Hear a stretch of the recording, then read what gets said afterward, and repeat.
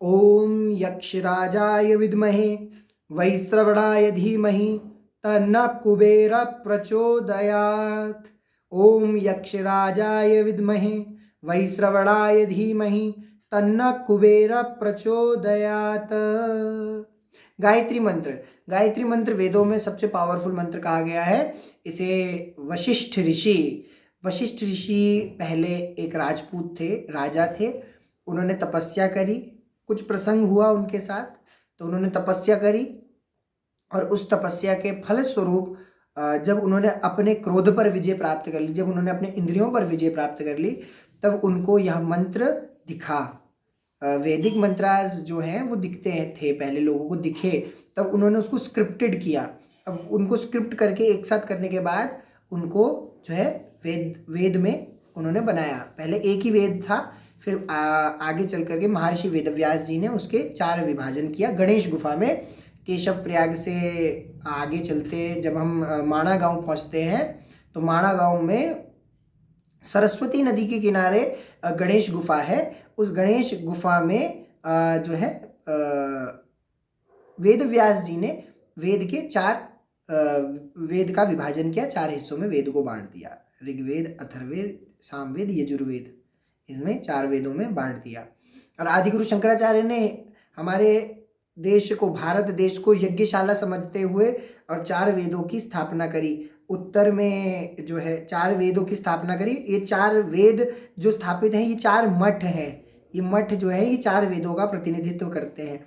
उत्तर में ज्योतिर्मठ, दक्षिण में श्रृंगेरी मठ, पश्चिम में द्वारका शारदा पीठ और ईस्ट में, पूर्व में गोवर्धन मठ की स्थापना करी।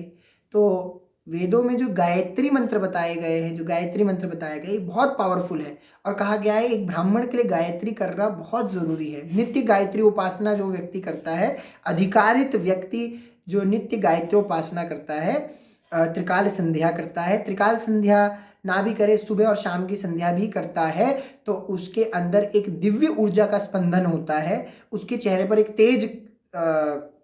उसके चेहरे पर तेज आता है और उसकी वाणी में करिश्मा आ जाता है, उसकी वाणी में एक अट्रैक्शन आ जाता है, उसकी वाणी में वाक शक्ति आ जाती है, वाक शुद्धि होती है, फिर उसके बाद वाक शक्ति की प्राप्ति होती है। तो जो गायत्री है ये अनेक देवी देवताओं की भी है। महालक्ष्मी गायत्री है, कुबेर गायत्री है, रुद्र गायत्री है, दुर्गा गायत्री है, नाग गायत्री है, नरसिंह गायत्री है। अनेकों प्रकार, हर देवी देवता की अपनी अपनी गायत्री है। कामदेव की गायत्री है। तो हर देवी देवता की एक अपनी अपनी गायत्री है। तो गायत्री का जब जप किया जाता है उस स्पेसिफिक देवी या उस स्पेसिफिक देवता का, तो वो बहुत पावरफुल हो जाता है। कोई मंत्र नहीं मिल रहा, उस देवी देवता की गायत्री करना शुरू कर दीजिए। तो अभी जब मैंने वीडियो स्टार्ट करी तो उसमें मैंने कुबेर गायत्री का पाठ किया। कुबेर गायत्री आपको बताया कैसे करते हैं, क्या कैसे होती है कुबेर गायत्री। और अब आपको बताने का प्रयास करूंगा कि कैसे आप भगवान शिव के समीप कुबेर गायत्री का पाठ करेंगे और आपको इसका लाभ मिलेगा। अगर आपने हमारे चैनल को सब्सक्राइब नहीं किया तो प्लीज़ चैनल को सब्सक्राइब कीजिए। और बहुत सारे लोग बोलते हैं ना कि ये सब्सक्रिप्शन करवाते हैं, ये करवाते हैं। मेरा चैनल मोनेटाइज भी नहीं है, आप ये बात भी ध्यान रखिए। हम ये जन कल्याण के लिए कर रहे हैं। तो दूसरी बात, अगर आप मेरे द्वारा अपनी पत्रिका का विश्लेषण कराना चाहते हैं तो मुझे व्हाट्सएप कर सकते हैं 8859917548 पर। आप मुझे व्हाट्सएप कर सकते हैं, नंबर मैं डिस्क्रिप्शन बॉक्स में भी डाल दूंगा। आप मुझसे व्हाट्सएप कर सकते हैं या कॉल के थ्रू संपर्क कर सकते हैं। तो आज हम बात करेंगे भवानी शंकर के समीप कुबेर गायत्री का पाठ करने के लाभ।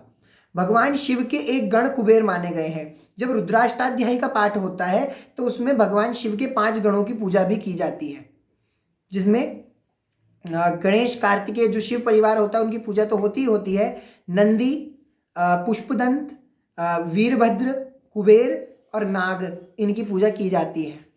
तो भगवान शंकर के समीप बैठ करके जब कुबेर का पूजन किया जाता है तो भगवान शिव कुबेर भंडारी बन करके उसके अन्न धन के भंडार भर देते हैं। तो जब भी आप शिवालय जाएं, किसी भी शिवालय को पकड़िए, जीवन में एक शिवालय आपका जरूर होना चाहिए जिस शिवालय आप नित्य जाएं तो बहुत अच्छा, नित्य ना भी जाएं तो जब जब समय मिले उस शिवालय में जरूर जाएं।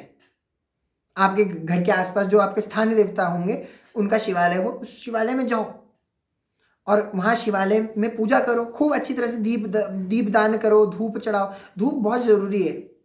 हमारे अगर आप पहाड़ी राज्यों में आए, हिमाचल हो गया, उत्तराखंड हो गया, नेपाल हो गया, तो यहाँ पर धूप का ज़्यादा प्रचलन है। दीपदान इतना नहीं, पर धूप बहुत ज़्यादा इस्तेमाल की जाती है। हमारे पूर्वज भी, आज भी हम जब गाँवों में देखते हैं तो एक करछी जैसा, करछी नुमा धूपदानी होती है, बड़ा लंबा, उसमें एक पकड़ने का हैंडल होता है, आगे से ऐसा कटोरी जैसा होता है, तो उसमें गरम गरम अंगारे रखे जाते हैं, खूब सारे कोयले रखे जाते हैं और उसके ऊपर घी डाला जाता है।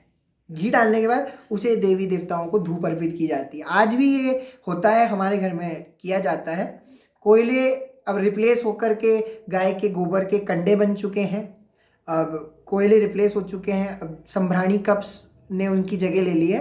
पर जब कोयले उपलब्ध होते हैं, अगर ऐसा कभी कोयला उपलब्ध हो, तो हम कोयले जला करके, घी डाल करके उसका धूप देवी देवताओं को अर्पित करने से हम जो है, हमारी संस्कृति रही है, हम करते हैं।